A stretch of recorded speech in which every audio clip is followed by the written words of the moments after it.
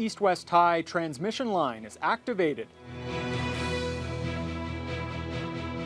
Ontario's top doctor returns to the public eye. And Canada imposes new sanctions on Russia.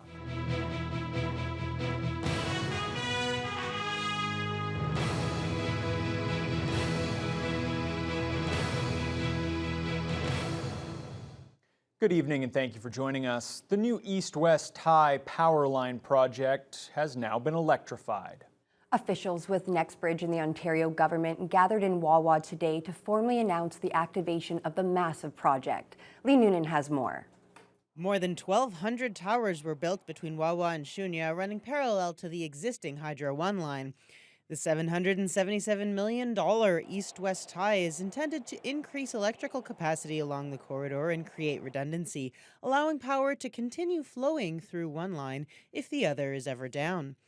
Minister of Northern Development Greg Rickford and Energy Minister Todd Smith both emphasized the role the new power line could play in attracting resource development projects to the area. We're pleased to cut the ribbon on a energy infrastructure corridor that's going to do two things. One, provide solid energy infrastructure all along the corridor for communities, including and most notably Indigenous communities, but also be there for new industries in mining and forestry that we know are going to start up in the not too distant future. So this electrification along this route is going to make it easier for mining companies to tap into that resource to help extract those critical minerals that are so important when it comes to investments like we've seen in the south recently, the $5 billion investment that LG Stellantis is making in the Windsor area to build electric vehicle batteries.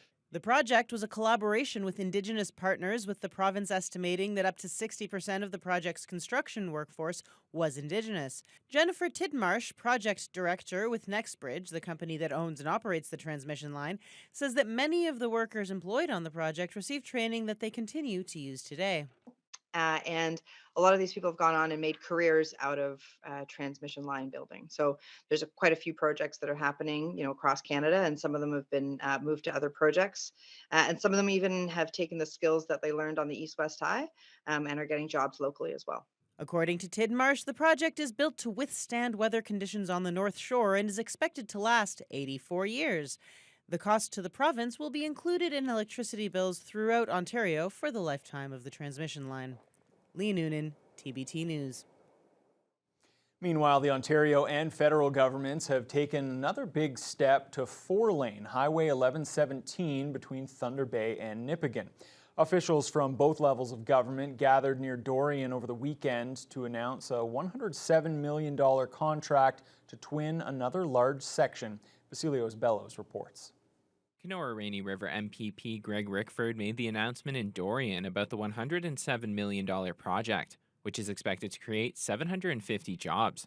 The construction, which is set to begin this year, has an expected completion date by 2026. Rickford was highly supportive of the project and explained how important the highway expansion will be to the region. Northwestern Ontario in particular, it's high time that these roads were twinned.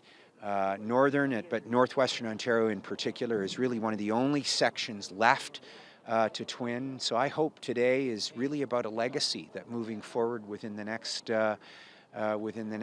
generation, if not sooner, the next decade, our highways are twinned. Superior North MP Patty Haidu was also present for the announcement, as the federal government will be footing $30 million of the $107 million price tag. Haidu said the community has raised concerns to her regarding travel on Highway 1117 and that this project is addressing those issues. So this is a very important project to increase the safety for people. Many people get health services on a regular basis in Thunder Bay. People go shopping. There's trade all along this corridor. So this is going to be a sigh of relief for many people. Once the newly announced widening is completed, 72 of the 106 kilometers of Highway 1117 will be widened to 4 lanes. There is currently ongoing construction on other stretches, and while Rickford was unable to confirm which phase they are at, he was confident with the progress being made. Having driven out here from Thunder Bay, Things are well underway. We're standing beside a bridge that's under construction, and a significant portion of twinning well underway. So we want to be ready for the next stage, and that's what today is about. Both Minister Rickford and Minister Hajdu stressed that collaboration between the provincial and federal governments is crucial in projects such as these that have a massive impact on safety for those in the region. Vasilios Bellos, TBT News. Ontario is now officially in a sixth wave of COVID-19, according to the province's Chief Medical Officer of Health. Dr. Kieran Moore gave his first public update in nearly a month, but despite rising cases and hospitalizations, the province will not reinstate an indoor mask mandate for public settings or any other restrictions. Dr. Moore says the province has all the right tools to help people live with the virus and get through this latest wave. We've known that as we remove public health measures that we would have a rise in incidence across Ontario, and hence the reason we have our 3-point plan. Continue to wear a mask, continue to get vaccinated, ensure that you keep up to date with your boosters, and know if you would be eligible after discussing it with your healthcare provider for antivirals. Those three major platforms will help Ontario through this next wave. We have 30 to 40,000 treatment doses or treatment regimes of Paxlovid available to Ontarians, and I want to make sure that they're used. Wastewater testing shows the province could be seeing around 100 to 200,000 new cases each day. But Dr. Moore says they're not seeing a correlated rise in hospitalizations. That, he says, is a testament to the protection offered by vaccines. Well, COVID-19 hospitalizations are relatively stable at the Thunder Bay Regional Health Sciences Centre. There are 19 COVID patients in hospital. That's the same number as on Friday, but up from 17 over the weekend. 5 people are in the ICU with the virus. The hospital's overall occupancy rate is just under 104%, while the intensive care unit is 86% full. The Thunder Bay District Health Unit is reporting 71 new infections over the weekend. There are now 123 known active cases. However, all case counts across Ontario are considered to be underestimates given testing restrictions. There are no case numbers for the Northwestern Health Unit today. The NWHU now only provides weekly updates on Wednesdays. A preliminary hearing began today at the Thunder Bay Courthouse for a teenage girl accused of killing 14-year-old Kaylee Ival in April of 2020. Ival was reported missing by her family before her body was found in the bush off Lyon Boulevard. City police later charged 2 people with first-degree murder, a female youth who was also 14 at the time, and Jared Sainawap, who's now 23. Sainawap later pleaded guilty to the lesser charge of accessory after the fact to murder. He apologized in court today and was sentenced to 3 years in prison, minus credit for time served. The preliminary hearing for the female youth is expected to last 2 weeks. 17 witnesses are being called to testify. There's a publication on all evidence that's presented. Local OPP have now laid charges against the driver of a transport that tipped over on the Thunder Bay Expressway yesterday afternoon. Fortunately, no one was hurt, but the mishap caused traffic delays for much of the day.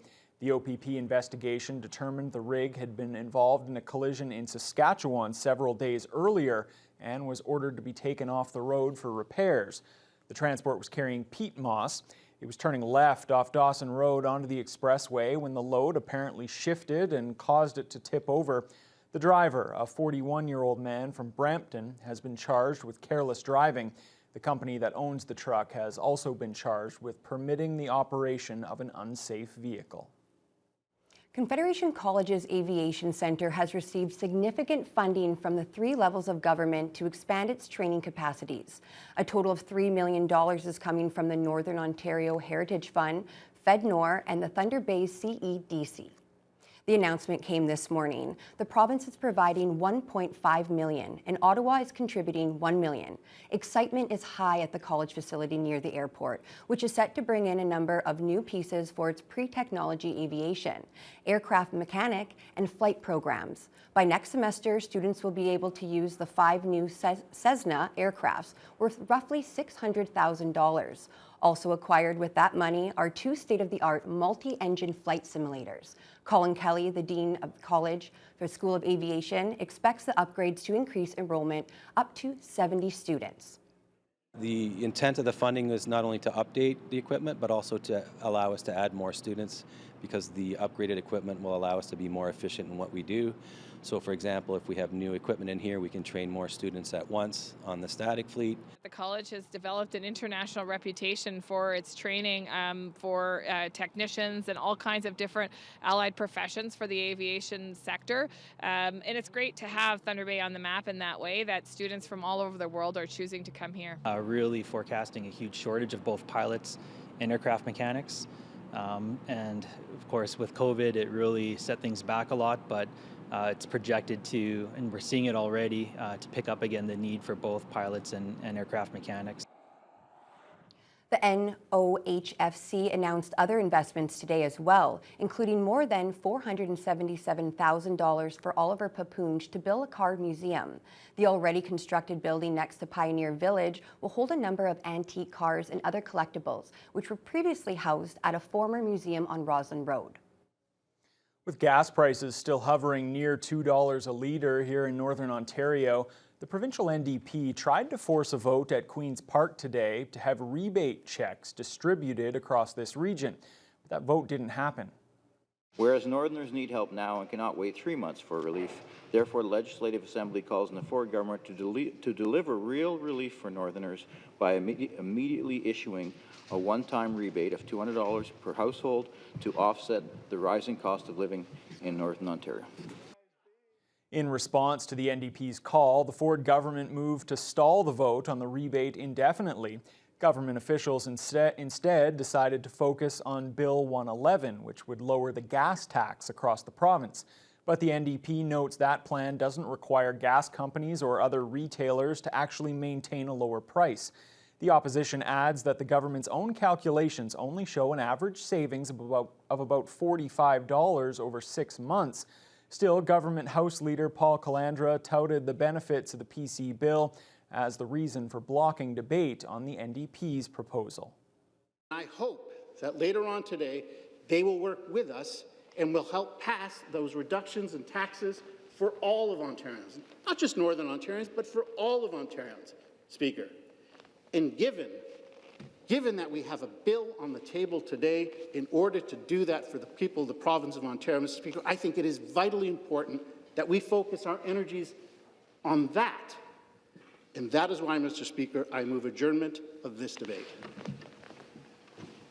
This weekend was a memorable one for local skiers. A large crowd gathered at Loch Lomond yesterday for the popular Dummy Downhill event. That was held for the first time in 3 years. And Mount Baldy has now wrapped up its ski season for another year. Jessica Clement has more. The conditions were fantastic for the Dummy Downhill this year. About 200 people came by to watch and cheer for the skiing dummies. And while most dummies weren't able to make it halfway down the hill, everyone was having a good time. General Manager of Loch Lomond, Jason Gary, says it's great to be able to gather again. Well, super exciting. It's just nice to be able to get outside in big groups again and have some fun and cheer for something. The fun at Loch Lomond won't stop this weekend, as the hill will be open for at least another week, and will be hosting their annual Slush Cup this Saturday. Which is a water skip where we make a pond and then people come down the hill and skip across the water for fun and prizes, best tricks, best costumes, etc. And we also have a free day coming up as well. We'll be announcing the details of that soon through our social media. Meanwhile, things were bittersweet at Mount Baldy as Sunday was their last day of the season. Skiers and snowboarders came by to hit the slopes one last time before the hill closed. We spoke to Snow School Director Vicky Vesna and some skiers to get their thoughts on the end of the season. It's always sad when it comes down to the last day of the season, but everyone in the ski and snowboard community love spring skiing. So the stoke's really high, but there's still a little bit of sadness knowing the season's coming to an end. It's really disappointing. It's like I always come here after school with all my friends, and it's really sad it's the end because it's like a place we go every winter to have fun, and it's over. It's bittersweet, you know. It's been a great season. We've had a lot of fun out here, but spring is right around the corner, so it'll be nice to not have to bundle up anymore, but it's been an awesome season, and glad I was able to be a part of it. Jessica Clement, TBT News. Well, Fiona, not exactly a surprise that the season is wrapping up there at Mount Baldy, as we can see that temperature behind you, not exactly conducive to keeping the snow on the hill. No, well on the plus side today. In fact, our overnight low stayed above the freezing mark as well. We had a low of 1 Celsius. Might have seen a little bit of pre-dawn snow, but all in all, it was a fairly dry day, a couple of brief moments of drizzle, but mostly cloudy, high of 7. It was the wind you might have noticed the most. It was fairly light to begin with, around 15 kilometers per hour, but this afternoon it was gusting up to 55 km. So you might have heard some whistling outside your window, depending on where you were in the city. Now, if we take a look at the temperatures, pretty consistent. Thunder Bay, Grand Portage, 7 Celsius, 8 for Atikokan and Fort Frances, 9 in Upsala, 6 in Kenora, 7 in Dryden, even up into Red Lake and Sioux Lookout there at 7 Celsius. Then we move out of this warm front and we see the lingering cooler air in Pickle Lake at 0.2 in Armstrong and in Greenstone with a lot of cloud cover. They have had periods of snow and then a possibility of a little bit of light drizzle this afternoon. Sault Ste. Marie, they're currently at 9 Celsius under mostly cloudy skies. So they're enjoying the milder weather, much milder than Marathon, just sitting at 1 Celsius at this time. Now tonight we are going to slip below the freezing mark 1 whole degree to -1. The good news is the wind is expected to taper off. Instead of 55 km, we'll see gusts about 33, but it will also be more consistent around the 10, 11 km range. But that'll be enough to bring wind chills of -8. And I said last week I'm not really becoming a fan of Wednesdays, and it looks like we're going to see another case of the Wednesdays because, yes, we've got another system moving into the Great Lakes just in time for midweek. I'll have more details on what that will bring later on in the news hour.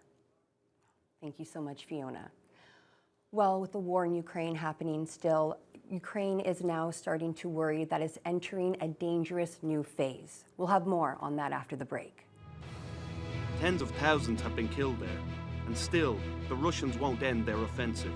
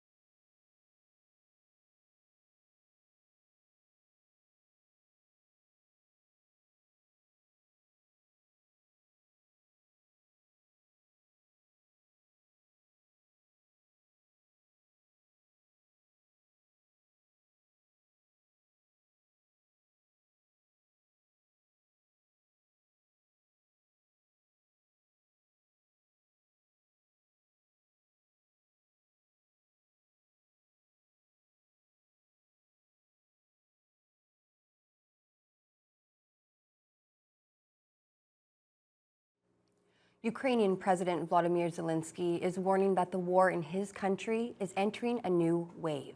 And there are fears that the Russian offensive could become even more devastating. Annie Bergeron-Oliver has the latest details. In one of the hardest hit cities, Mariupol, new drone video shows the extent of the damage to a theater where roughly 3,000 people seeking shelter were killed last month. The words children were written outside. Speaking to politicians in South Korea, Ukraine's president said the city has been destroyed. Tens of thousands have been killed there, and still, the Russians won't end their offensive. They want to make an example out of Mariupol as a city ruined. Across Ukraine, the constant bombardment has ruined other cities too and forced millions to flee their homes. But now many are scared to escape after a deadly attack over the weekend on a crowded train station packed with Ukrainians seeking safer ground. There was a lot of bombing here, this mother says. I'm afraid for the children. Ukrainian officials are warning of more attacks as Russian forces regroup and refocus their efforts on the south and east. New satellite video shows a Russian convoy stretching 13 kilometers heading towards the northeastern city of Kharkiv. Pulling out of Kyiv doesn't mean that the war is over. They just changed the strategy. They're in the east and the south of the country, extremely active. Zelensky today called for more weapons and more aid. Canada's defense minister promised help, but few details were provided. Yes, you will see more aid flowing from Canada in the area of lethal and non-lethal aid. Canada today announced it's imposing 33 new sanctions on entities in Russia's defense sector, bringing the total number of sanctions imposed since the war began in February to more than 700. Annie Bergeron-Oliver, CTV News, Ottawa. A new report by Toronto's top doctor is taking a wider look at the various impacts that the COVID-19 pandemic has had on children. Dr. Eileen Davila wants a motion to be approved by the city's Board of Health to help address the backlog in dental care and routine immunizations for children. She says an estimated 73,000 Toronto students in grades 7 through 12 are missing at least one dose of the hepatitis B, HPV, and meningococcal vaccines. The dental screening program in schools was also significantly affected, with only 3,600 kids being seen at school-based clinics. Rising COVID-19 cases in Alberta are contributing to a teacher shortage in Calgary, with more than 1,000 vacant positions requiring a substitute teacher. The Calgary Board of Education says more than 750 positions have been filled temporarily, but over 250 remain vacant, and around 5%, or roughly 6,400 students, have been marked absent due to illness. Some schools have been forced to shift back to online learning. One student advocacy group says it's a frustrating time for everyone. We're hearing just a lot of fatigue, right? I mean, it's the same thing again as in previous waves, that the school has been pushed to this brink of moving back online. And I think the parents that reach out to us are just exhausted yet again. But I think this time, because there's not testing and harder to find some rapid tests in certain areas, it's different in that there's no support. Well, COVID-19 cases are also on the rise in the U.S. Just like in this country, there are those south of the border who believe some jurisdictions should bring back mask mandates. We get more in this report. With the nation's COVID case count once again on the rise, some city officials are facing a difficult question. Is it time to make masks mandatory again? I'm going to do it, but I can see that a lot of people are probably going to say no. Today in Philadelphia, where cases are up 89%, officials are expected to announce whether the city will reinstate an indoor mask mandate. It stinks, but, we'll do what we have to do. Over the last 2 weeks, 27 states have seen a rise in cases. Experts say largely driven by the new BA2 variant, accounting for nearly 3/4 of all new cases. Right now, we're watching it very, very carefully, and there is concern that it's going up. In New York City, cases are up nearly 50% over the last 2 weeks. There's also a 76% increase in the nation's capital, where the number of high-profile positive cases is growing after last week's A-list Gridiron dinner. At least 72 people have tested positive after attending. Among them, 3 Biden cabinet members, New York City Mayor Eric Adams, and 3 members of Congress. There will be a level of infection. This is not going to be eradicated, and it's not going to be eliminated. And what's going to happen is that we're going to see that each individual is going to have to make their calculation of the amount of risk that they want to take. But even with renewed focus on the nation's case count, some experts are questioning whether it's still an effective indicator, saying the number of daily COVID cases are dramatically undercounted, with more people using at-home tests. Just over 3 months ago, at the height of the Omicron wave, the U.S. was performing nearly 2 million tests a day. Now, that number is down to just over 500,000. Others with mild symptoms choosing to skip the test altogether. Queen Elizabeth is speaking out about her battle with COVID. The 95-year-old monarch called it frightening in a video released by Buckingham Palace. Lama Hassan has the story. It does leave one very tired and exhausted, doesn't it, this horrible pandemic? We're hearing firsthand from Her Majesty after her bout with COVID-19. It obviously was a very frightening experience to have COVID very badly. The Queen, who turns 96 in just 10 days, had COVID in February but continued to carry out light duties.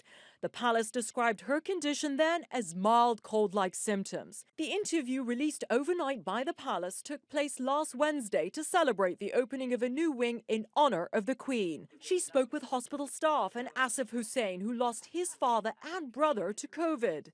And of course, not being allowed to see your relatives was very hard. Hussain survived COVID after being put on a ventilator, and while the Queen's condition was stable, after contracting the virus, many worried. There have been a lot of concerns for the Queen's health recently. She's had to quite dramatically scale back her timetable. We've seen her looking frail and walking with a stick. The Queen will not be attending the Royal Maundy service this Thursday, where Her Majesty normally hands out coins to pensioners ahead of Easter Sunday. There are certain things that she can no longer do. We've seen her pull out of several key royal moments. Prince Charles is repeatedly now stepping in for her. Last month, the monarch making her first public appearance since she had COVID to attend a service for her late husband at Westminster, causing controversy after walking into the service on the arm of her disgraced son, Prince Andrew. In this new video, the Queen seemed upbeat and appreciative of the hospital staff. It's been very nice to be able to join you and also to hear what happened and how well it has been achieved. Now, the Queen has mentioned her mobility issues recently, which is why her work schedule has been scaled back, but she does seem like she's in good spirits. She is due to turn 96 on April 21st, but that's likely to be a quiet affair because don't forget that she is gearing up to celebrate her big Platinum Jubilee Bash in June. Lama Hassan, ABC News, outside Buckingham Palace. Still in the UK, an ISIS supporter has been found guilty in the stabbing death of British MP David Amess and plotting to attack other lawmakers as well. It took the jury just 18 minutes to find Ali Harbi Ali guilty of murder and preparing terrorist attacks.